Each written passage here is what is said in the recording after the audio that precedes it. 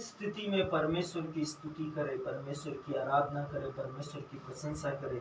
स्तोत्र भजन 13 में 113 में प्रभु ने हमको बताया है, प्रभु ने हम पर प्रकट किया है कि यहोवा की स्तुति करो, हे यहोवा के सब दासों, यहोवा के नाम की स्तुति करो।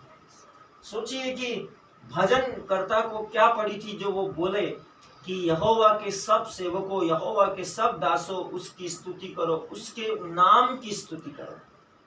सोचिए उत्तर यीशु ने दिया। पवित्र बाइबल कहती है हमें एक नाम दिया गया है। यीशु ने इसके विषय में कहा, स्वर्ग और पृथ्वी का पूरा अधिकार मुझे दिया गया है और यह अधिकार मैं तुम्हें देता हूं। इसके विषय में गवाही दी गई, अब तक तुमने पिता से मेरे नाम से कुछ नहीं मांगा, तुम मेरे नाम से मांगो और पिता तुम्हें वही प्रदान करेगा। आमीन। आपको परमेश्वर के नाम से मांगना है।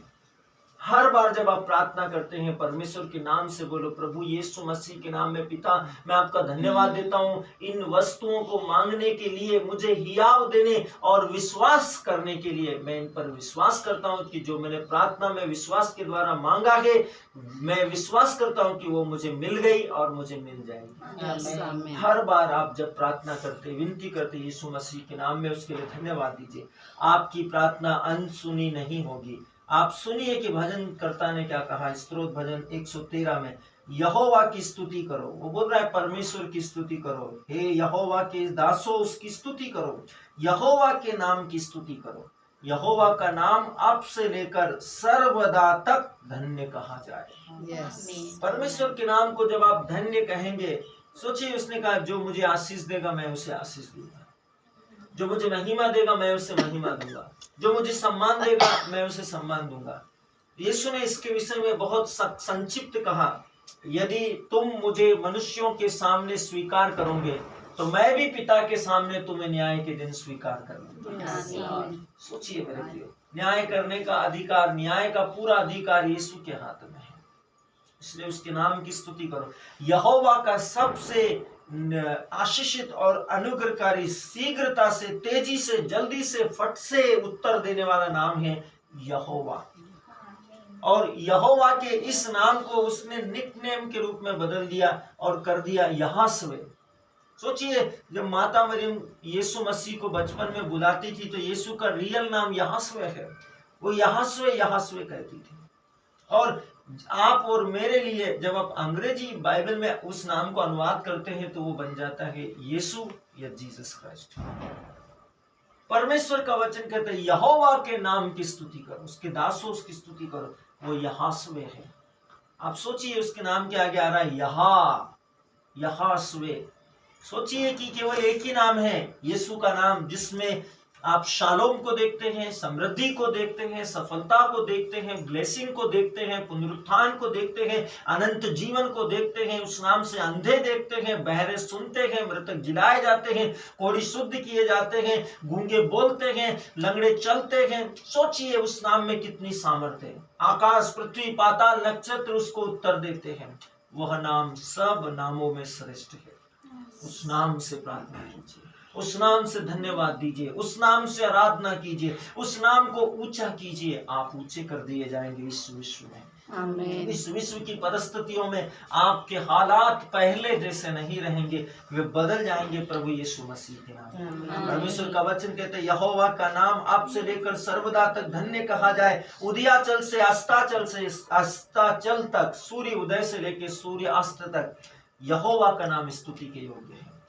प्रत्येक पल, प्रत्येक क्षण, प्रत्येक समय लोग परमेश्वर के नाम का स्तुतिगान करते हैं। यहोवा सारी जातियों के ऊपर महान है और उसकी महिमा आकाश से भी ऊंची है। सब जातियों से महान है और उसकी महिमा आकाश से भी ऊंची है। वो इतना महान है, इतना सामर्थी है।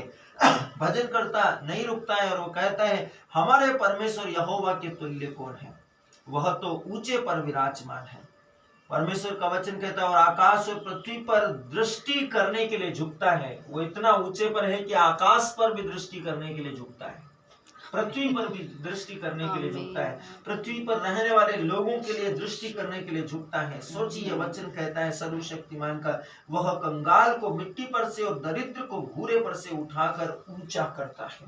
वो अद्भुत परमेश्वर है, वो अद्भुत परमेश्वर है। वो किसी भी दीनहीन व्यक्ति का तिरस्कार नहीं करता। उसने कहा जो कोई मेरे पास आएगा मैं उसे कभी नहीं निकालूंगा। वचन अद्भुत है। वचन कहता है कि उसको प्रधानों के संग अर्थात अपनी प्रजा के संग, प्रजा के प्रधानों के संग बैठाएगा। किसको? दरिद्र को, कंगाल को, जिसको उसने घूरे पर से उठाकर ऊंचे पर ले आया है। कहाँ बैठा रहा है? अपनी प्रजा के प्रधानों के संग।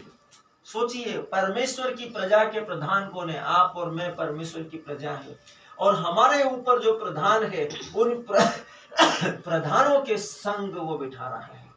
परमेश्वर अद्भुत परमेश्वर, परमेश्वर सर्वशक्तिमान परमेश्वर है। वचन कहता है कि वह बांझ को जो बच्चे नहीं दे सकती, परमेश्वर का वचन कहता है वह उसको घर में बाल बच्चों की आनंद करने वाली, बाल बच्चों की सेवा शुश्रूषा करने वाली, उसकी देखभाल करने वाली, जो अब तक बच्चों के लिए तरस रही थी लेकिन अब वो बच्चों के लिए अपने प्यार को, अपने आनंद को, अपने दुलार को प्रकट करते करते थक रही है, ऐसे आनंद करने वाली माता बना रहा है। यहोवा सर्वशक्तिमान है।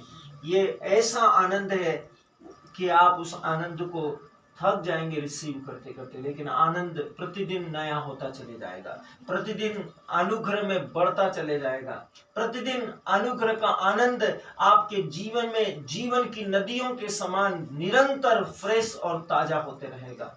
परमेश्वर अनुग्रहकारी, क्यों? क्योंकि उसने आपको कलीसिया और कलीसिया की सब संतानों को आपकी बच्चे बता दिया है, बच्चे बना दिया है, ताकि कलीसिया अपनी संतानों के साथ प्रतिदिन परमेश्वर के भवन में आनंद मनाए।